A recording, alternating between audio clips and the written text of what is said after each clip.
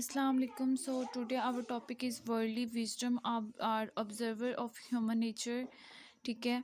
Francis bacon का question है first जो आज हम पढ़ेंगे। इसमें क्वेश्चंस कैसे बन के आ सकते हैं कि Bacon essays reflect his deep understanding of human nature and ripe experience of life. Discuss next आ सकता है कि discuss Bacon as one of the most important European philosopher produce evidence from his essay. Next आ सकता है with the help of Bacon's essays can you prove the truth of the statement that no more keen observer of life and affairs than Bacon ever light.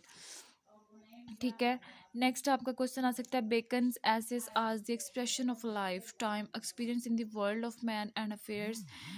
Next आ सकते था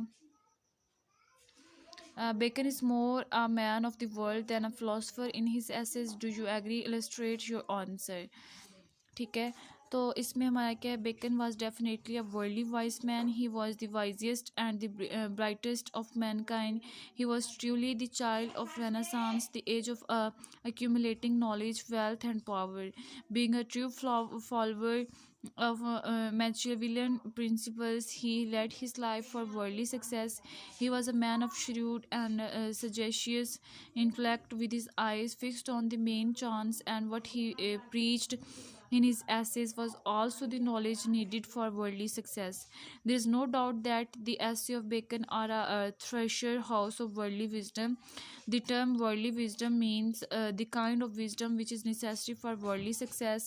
It does not need any deep philosophy or any ideal morality. Bacon was a man of high wisdom, as he himself said that I have taken all knowledge to be my province. Bacon also preached morality, but his morality is subordinate to worldly success, and he never hesitated to sacrifice it for worldly benefit.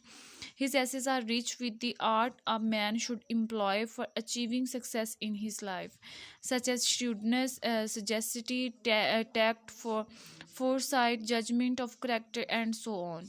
The subject of Bacon in his essays is the man who needs prosperity in worldly terms. Bacon essays advocate to come home to man's business and bosoms. He teaches how to exercise one's authority and much more. When he condemns cunning, it is not because of a hateful and vile thing, but because it is unwise. That is why the wisdom in his essays is considered a cynic kind of wisdom. He describes his essay as counsel, civil, and moral. In his essay of truth, Bacon appreciates truth and wishes people to speak the truth. He says, our life faces God and shrinks from man. He warns human beings against the punishment for a lie on the doomsday, but at the same time, he considers that a lie is like an alloy which increases the strength of gold, and thinks that the lie is necessary for the survival on earth. He says, a lie doth ever add pleasure. This is purely a statement of a worldly wise man. This essay of great praise, though contains a large number of moral precepts, yet in the same essay he also preaches worldly success and says, it is a strange desire to seek power and to lose liberty. By pains man come to greater pains, and uneasy lies the head that wears the crown. Next वो क्या करे, then Bacon suggest that man in authority should work not only for the betterment of public but also for their own status.